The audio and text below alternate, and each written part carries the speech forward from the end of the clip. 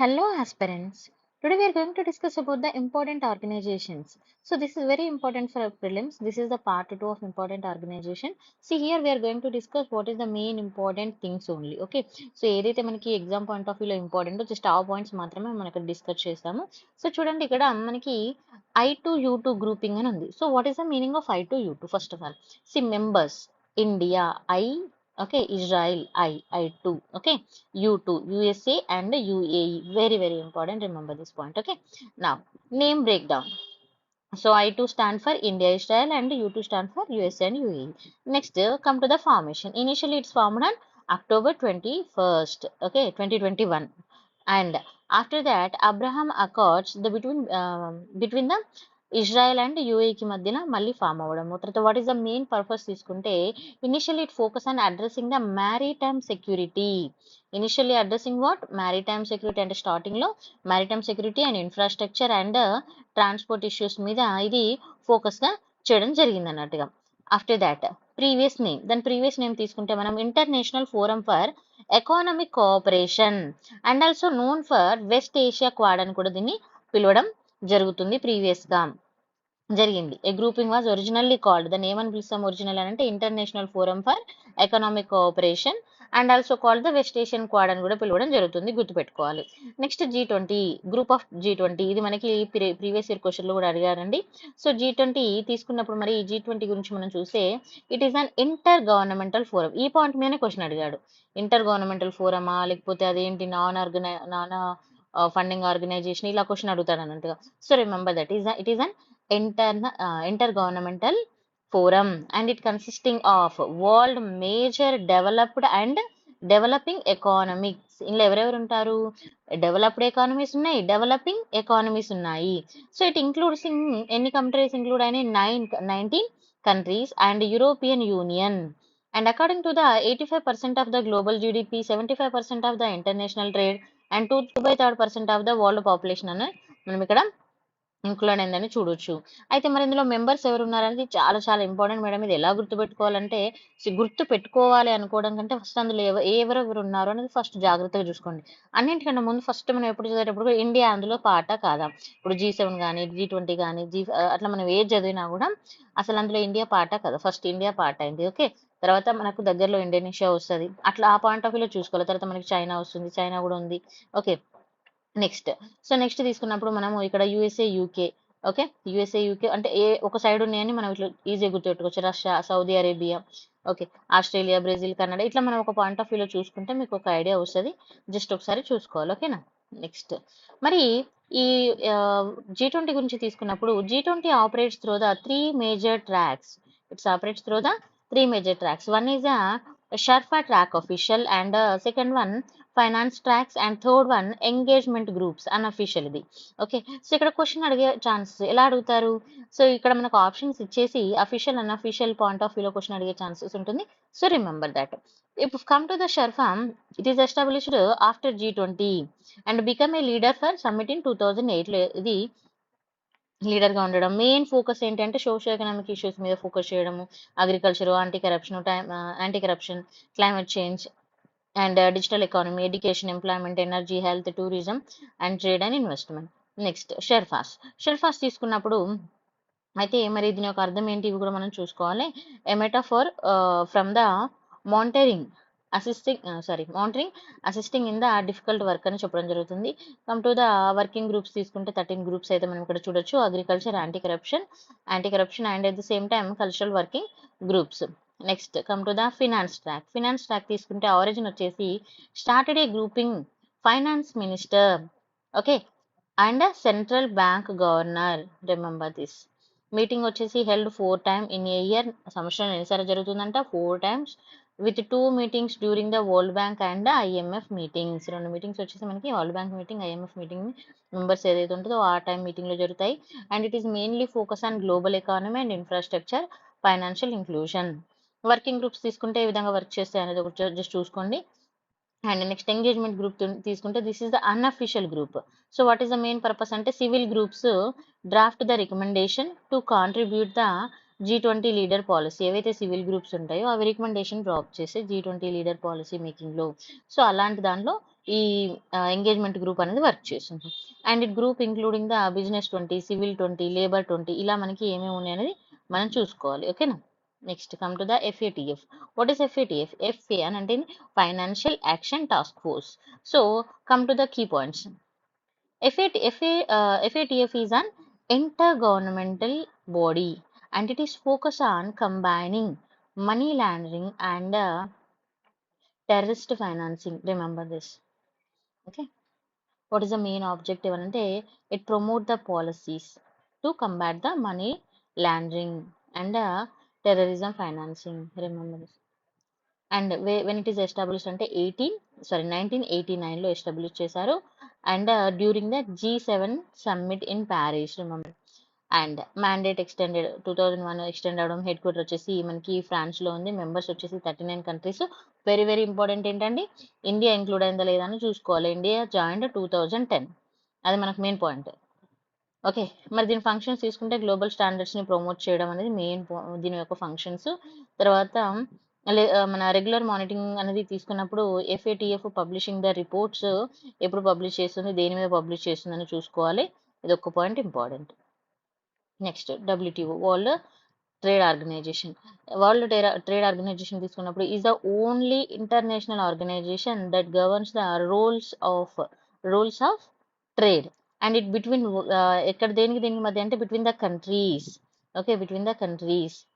And founded ఎప్పుడు ఏర్పాటు చేశారు? 1995లో 164 మెంబర్స్. సో ఆబ్జెక్టివ్ ఏంటి అంటే ప్రమోటే ఫ్రీ ట్రేడ్ ని ప్రమోట్ చేస్తుంది అగ్రిమెంట్ త్రూ ద నెగోషియేషన్ ద్వారా.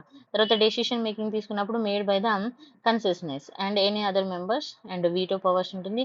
అండ్ ఫంక్షన్స్ తీసుకున్నప్పుడు it's provide the forum for countries to negotiate okay trade rules and settled economic disputes. ఏదైనా ఎకనామిక్ డిస్ప్యూట్స్ ఇప్పుడు ఒక దగ్గర నుంచి ఒక దగ్గరికి వెళ్ళాలి, ట్రేడింగ్ చేసుకోవాలన్నప్పుడు ఇష్యూస్ ఉంటాయి కదా, సో వీటన్నింటిని సాల్వ్ చేస్తుంది. ఓకేనా, గుర్తుపెట్టుకోవాలి. సో నెక్స్ట్ చూడండి, ఇక్కడ మనకి మెర్కోసూర్ అని గ్రూప్ ఉంది. What is MERCOSUR? MERCOSUR is a southern common market. Name వచ్చేసి ఇది ఏంటి అని అంటే చూడండి, నేమ్ మనకి సదరన్ కామన్ మార్కెట్. ఇది ఎప్పుడు ఎస్టాబ్లిష్ చేశారంటే అండ్ ఎస్టాబ్లిష్మెంట్ కానీ ఇవన్నీ తీసుకున్నప్పుడు మనం చూడాలి. ట్రీటీ ఆఫ్ ఇక్కడ చూడండి Asuncion 1991 and protocol of Ouro Preto 1994 and full members ఎవరెవరు ఉన్నారు, ఈ పాయింట్ మనకి చాలా ఇంపార్టెంట్. సో ప్రొనౌన్సియేషన్ చూసుకోండి అండ్ వర్డ్స్ చూసుకోండి, వాటి యొక్క ఫుల్ ఫామ్స్ కూడా చూసుకోవాలి. Okay, so main important full members Argentina, Brazil and Paraguay and Uruguay and Bolivia joined in 24 July. So recent. And suspended members మరి ఎవరెవరు సస్పెండ్ అయ్యారంటే వెనిజులా సస్పెండ్ అవ్వడం జరిగింది. తర్వాత అసోసియేటెడ్ మెంబర్స్ తీసుకుంటే చిలే, కొలంబియా అండ్ ఇంకా మరి ఇక్కడ ఇండియా ఉందా లేదో కూడా చూసుకోవాలి. ఇండియా లేదు. తర్వాత మెయిన్ పర్పస్ తీసుకుంటే దీని యొక్క మెయిన్ పర్పస్ ఏంటంటే aim to boost regional economy by felicitating the movement of the goods and people, workshop and capital among the members countries, facilitating. Okay, next economic size తీసుకుంటే 2024 ఇది important మనకి. 295 million peoples and GDP nearly $2 trillion అనేది మనం చూడొచ్చు. తర్వాత 5th largest economy black global అని మనం చెప్పొచ్చు. నెక్స్ట్ EU అంటే ఏంటండి, యూరేషియన్ ఎకనామిక్స్ యూనియన్ అని అంటాము. ఇక్కడ ఇది ఎప్పుడు ఎస్టాబ్లిష్ చేశారు అని అంటే ఎస్టాబ్లిష్మెంట్ అది ఎట్లా ఏర్పడిందని చూసుకుంటే it is created by the treaty on the Eurasian economic union and signed on May 29, 2014. ఎక్కడండి? In Astana. Okay, member countries తీసుకుంటే Russia, Armenia, Belarus and Kazakhstan and Kyrgyzstan. So main members ఎవరనేది మనం చూసుకోవాలి. తర్వాత పర్పస్ అండ్ గోల్ తీసుకుంటే ఏమేం చేస్తుంది మెయిన్గా. ఓకేనా, ఇక్కడ చూడండి కాంపిటేటివ్నెస్ అండ్ మనం foster cooperation among the members nation. తర్వాత ప్రమోట్ ద స్టేబుల్ డెవలప్మెంట్ని ప్రమోట్ చేస్తుంది. ఇంప్రూవ్ ద మన లివింగ్ స్టాండర్డ్స్ని ఇంప్రూవ్ చేయడానికి. So free movement of goods and services కోసం ఇది వర్కౌట్ చేస్తుంది. స్ట్రక్చర్ తీసుకుంటే ఇక్కడ సుప్రీం అయితే మనం తీసుకుంటే యూరోపియన్ ఎకనామిక్ కౌన్సిల్ అనేది మనం చూడొచ్చు. నెక్స్ట్ ఎంజీసీ అంటే ఏంటంటే మనకి ఇక్కడ ఫుల్ ఫామ్ కూడా చూసుకోవాలండి, మెకంగ్ గంగా కోఆపరేషన్. సో మరి ఇదేంటి, ఎప్పుడు ఏర్పాటు చేశారని తీసుకుంటే 2000లో ఏర్పాటు చేయడం జరిగింది. ఓకేనా, ఫస్ట్ ఎంజీసీ మినిస్ట్రియల్ మీటింగ్ ఎక్కడ జరిగిందండి, మనకి లొకేషన్స్ అనేది మనం చూసుకోవాలన్నట్టుగా. ఓకేనా, తర్వాత మెంబర్ కంట్రీస్ తీసుకున్నప్పుడు ఇక్కడ ఈ పాయింట్ ఇంకోటి ఇంపార్టెంట్, చాలా చాలా ఇంపార్టెంట్ పాయింట్ ఏంటంటే మనకి ఇండియా ఉందా లేదా, ఇందులో ఏ మీటింగ్ చదివినా ఇండియా ఉందా లేదా అని చూసుకోవాలి. ఓకేనా, ఇండియా ఉంది, థాయిలాండ్, మయన్మార్, కంబోడియా, ఓకేనా, Laos and Vietnam. So these are the important. తర్వాత ఇనిషియల్ నేమ్ తీసుకున్నప్పుడు దీనికి ఏమనుంది అని అంటే జిఎంఎస్పి, గంగా సువర్ణ భూమి ప్రోగ్రామ్ అని దీనికి ప్రీవియస్గా నేమ్ ఉంది. సో చూసుకోండి.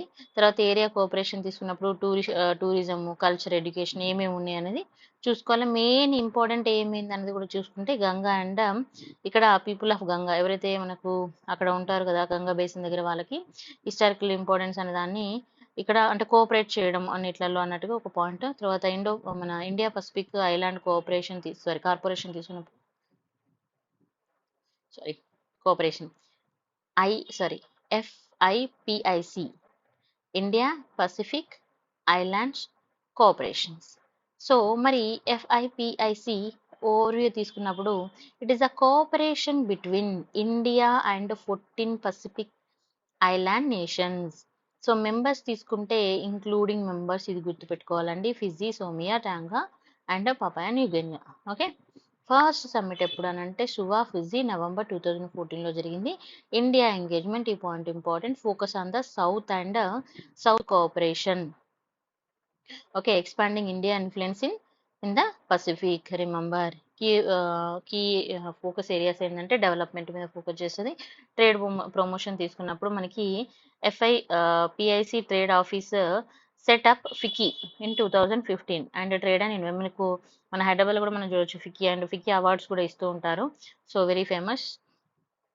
అండ్ ఏషియన్ తీసుకున్నప్పుడు మనకి ఇక్కడ ఇది వచ్చేసి regional grouping, promoting the economical, political and security operations ని ప్రమోట్ చేస్తుంది. ఎప్పుడు ఏర్పాటు చేశారంటే 1967లో ఏర్పాటు చేయడం జరిగింది Bangkok and Thailand by Indonesia, Malaysia, Philippines,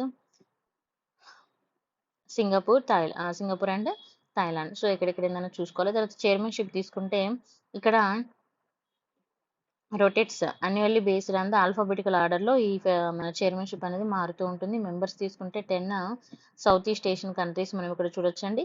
so ఈ సౌత్ ఈస్ట్ ఏషియన్ కంట్రీస్లో మరి ఇండియా ఉందా లేదా అనేది కూడా మనం ఎస్పెషల్గా చూసుకోవాలని మీకు అదే చెప్పాను ఇంతకుముందు కూడా. ఓకేనా, చూడండి ఇండియా ఏషియన్ ట్రేడ్ తీసుకుంటే కమోడిటీ ట్రేడ్ ఎంతవరకు రీచ్ అయింది అనేది ఒకసారి చూసుకోవాలి, ఎవరెవరితో అనేది ఒకసారి చూసుకుంటే సరిపోతుంది. తర్వాత India ASEAN trade in good agreement, AITIGA అని అంటాం, ASEAN India trade in goods agreement. So ఇక్కడ తీసుకుంటే ASEAN India free trade area అని ఇక్కడ మనం అంటామండి. సో ఈ ఫ్రీ ట్రేడ్ ఏరియా ఎప్పుడు స్టార్ట్ అయింది అని అంటే జనవరి 2010లో స్టార్ట్ అయింది. ఆబ్జెక్టివ్ మెయిన్ ఏంటంటే eliminate duties on most goods. Okay, traded between the Asia కంట్రీస్కి ఇండియాకి ఏదైతే ట్రేడ్ జరుగుతుందో వాటి మీద మన ఏదైతే ఇక్కడ చూడండి, eliminate the duties on most goods, ఏదైతే ట్రేడింగ్ జరుగుతుంది కదా, సో ఈ రెండు కంట్రీస్ మధ్య జరిగినప్పుడు కొన్నింటిని ఎలిమినేట్ అయితే చేయడం జరుగుతుంది. అంటే ఓవర్ రిస్ట్రిక్షన్స్ కాకుండా ఎంత అవసరమో అంతవరకు ఉంటుంది. తర్వాత నెక్స్ట్ చూడండి, very very important, agriculture and food security. Agriculture food security తీసుకున్నప్పుడు మనకి ఏమేమి ఉన్నాయో చూసుకోవాలి. ఓకేనా, కోడెక్స్.